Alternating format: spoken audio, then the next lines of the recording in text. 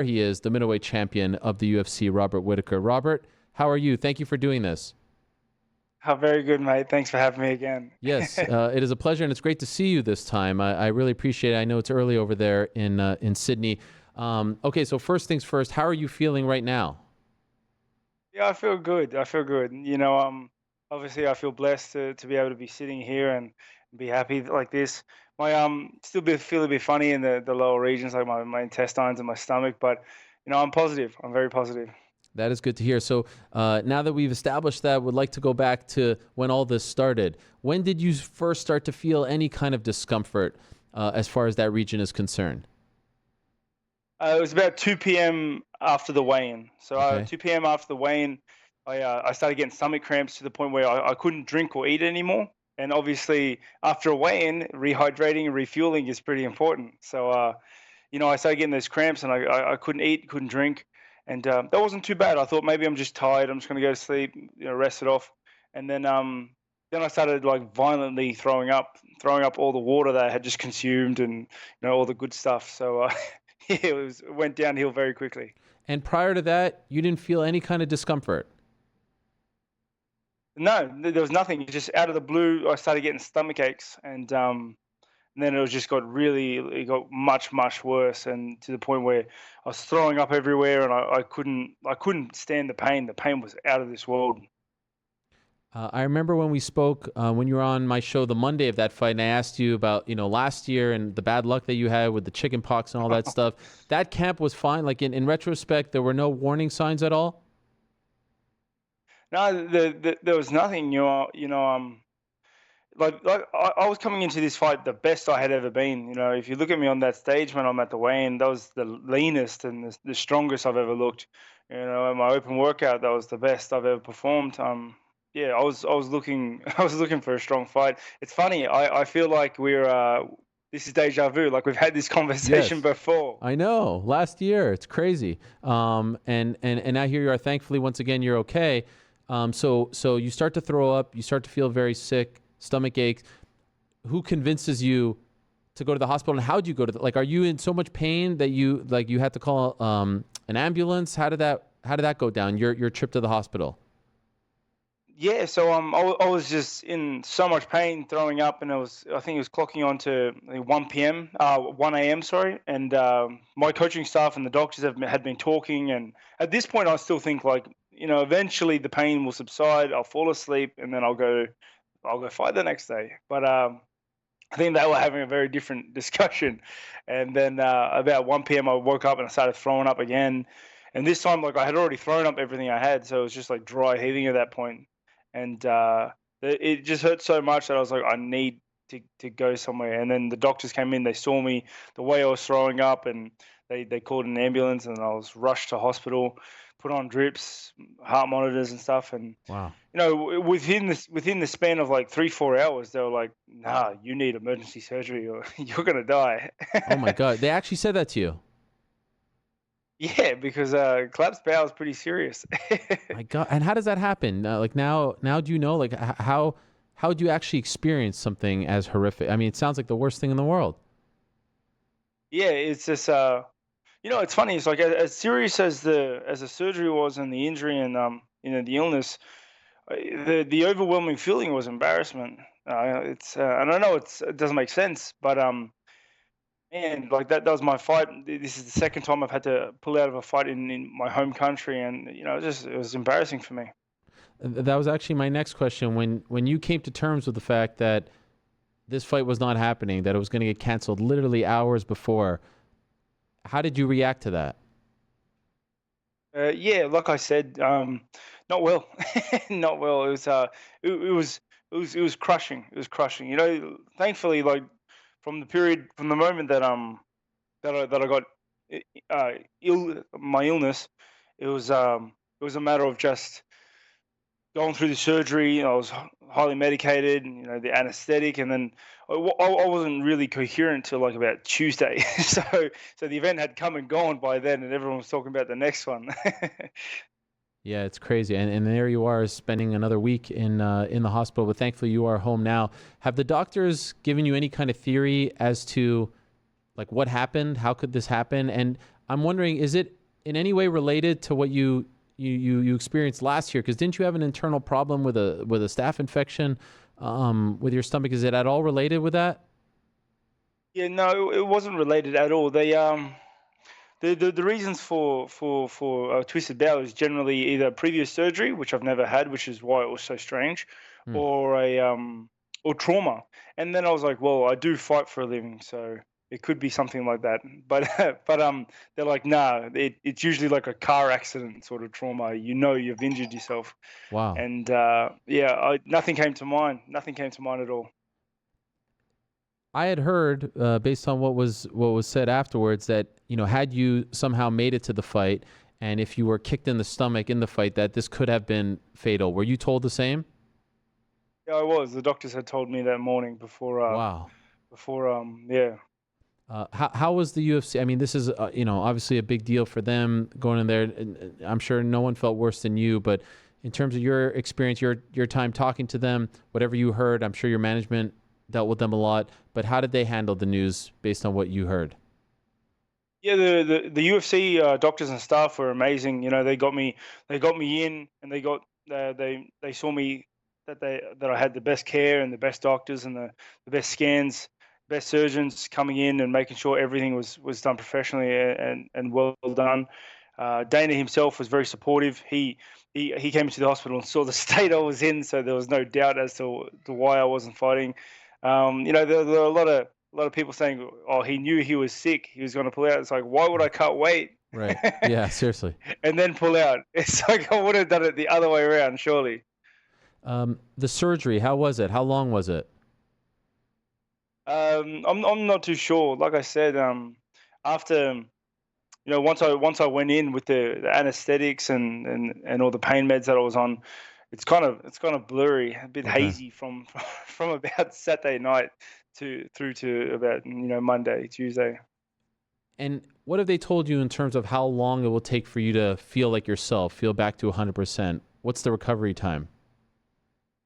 Well, they said that after about 2 weeks I can start to walk again, Okay. and then about 4 weeks I can start to ease back into training and movement and things like that, and then just take it from there.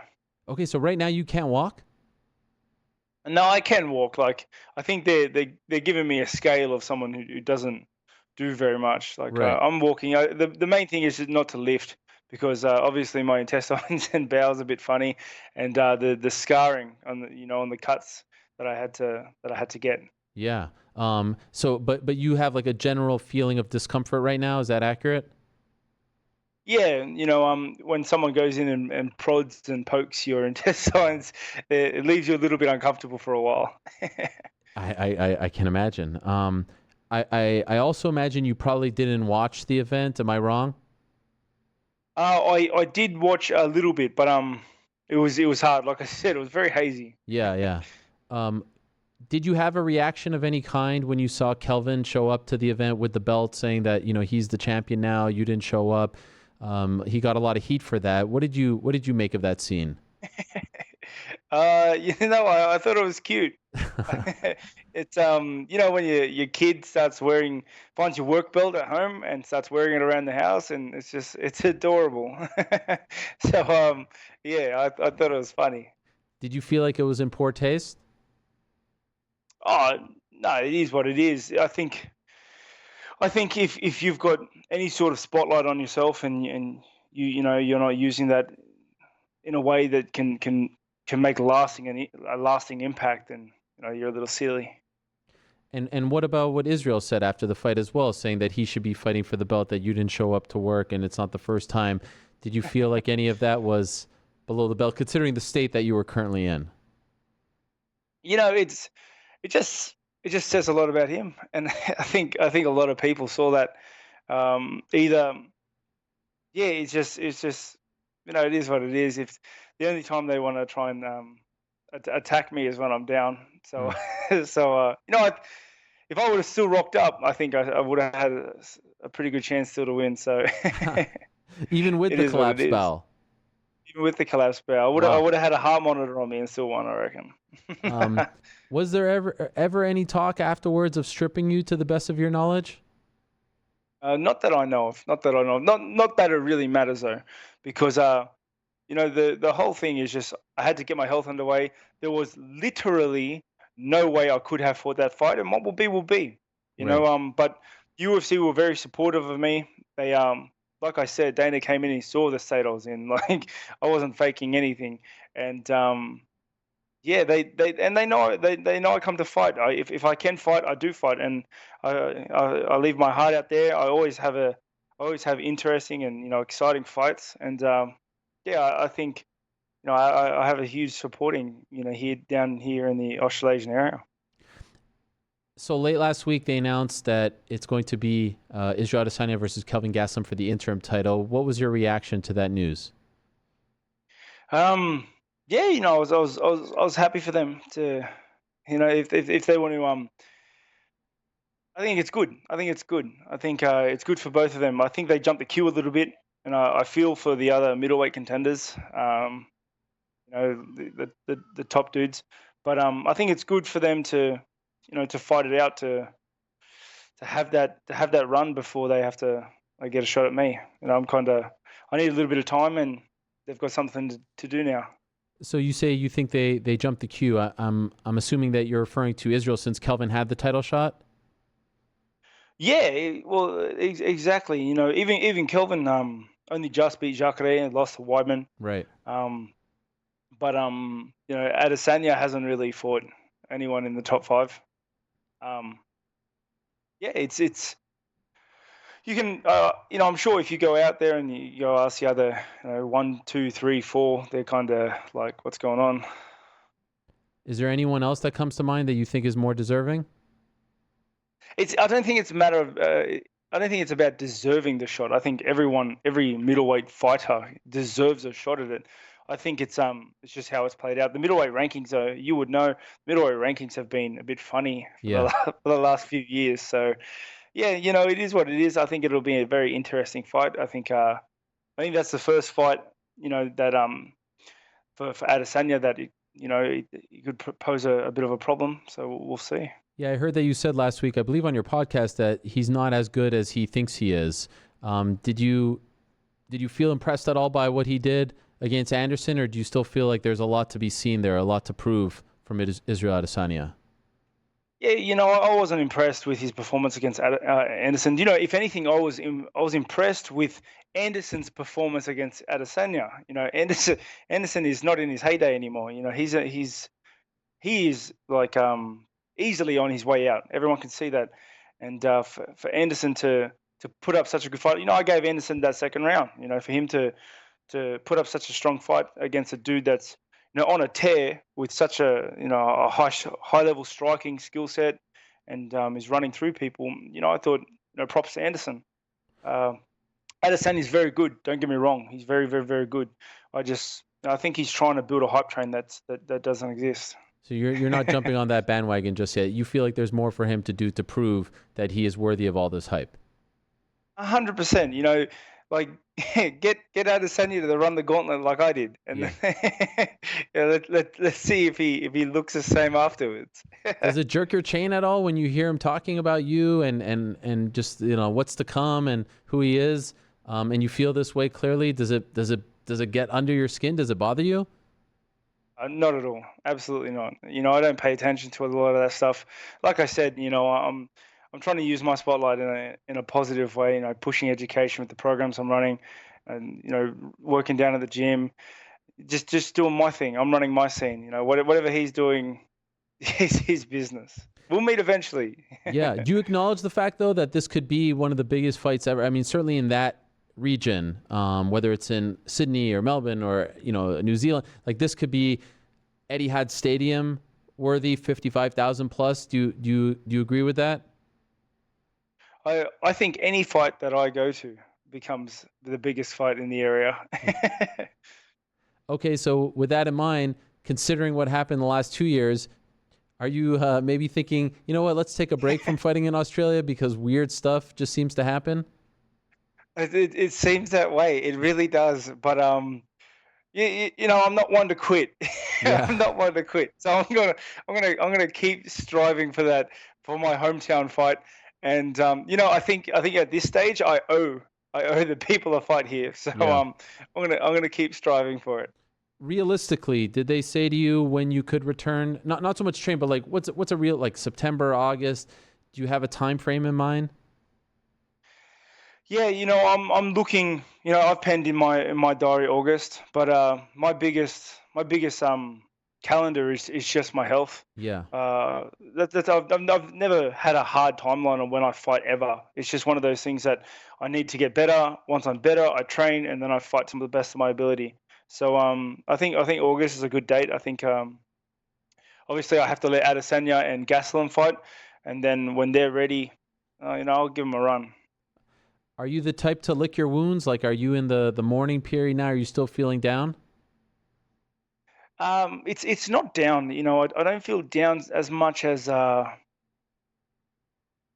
it's just it's funny. It's funny. Like I'm coming on your show, and I feel like an imposter because because I didn't fight, but all the processes after the fight were the same. I had to have weeks off because I've been injured, because I've been sick, and I cut weight, so like I was skinny, I was lean at the time. It's just a funny little period. But I'm staying on top of things. I have a great team, I have great business partners, and we're working on the next things. In other words, perhaps like you never got that release, right? Like you went through the whole camp, you cut the weight, you did the weigh-ins, and you never had that chance to show off what you had been working on. Is that accurate? Yeah, exactly that. There was no work put in. It's like yeah, it's hard. It's like studying for an exam and then not having the exam. um, but then being told you don't need to study anymore afterwards. It's Right. it's a funny little yeah, it's funny. I guess one of the biggest things is that I just keep reminding myself of I really was truly blessed to for them to have picked this up and for me to have walked away with no lasting illnesses or implications. Any concerns at all about your long-term health or how this will affect your career? Are you afraid that this might cut it short or just change the course of your career now? Not at all, and that's the biggest thing. If we didn't get onto this, it would have had a very lasting impact on not just my career. That would have been secondary Right. on my life. It would have shortened my lifespan, and it would have changed the way I was able to live. So for us to have been able to find this, even the way we did, is no, I'm blessed. I really am. I have to be. I'm happy to hear that you are taking that approach because I wholeheartedly agree with you. Just curious, are you is there any part of you that is hoping that one guy wins on April 13th? Because now I feel like you've got something with both, right? You've got Kelvin who's walking around with the title saying he's the champ. You've got Israel saying what he's. Who are you rooting for on April 13th? And don't say may the Yeah. best man win. Give us something, Robert. We know you have Oh, we know you have thoughts. I think stylistically for us, I think I'm a better Adesanya matches up better for me. I Okay. think I can get in. I think I can get inside his guard and I can put heat on him. I think Gastelum is a hard fight because he's a tough guy with a thick head, and he would have just put the pressure on, put the pace on.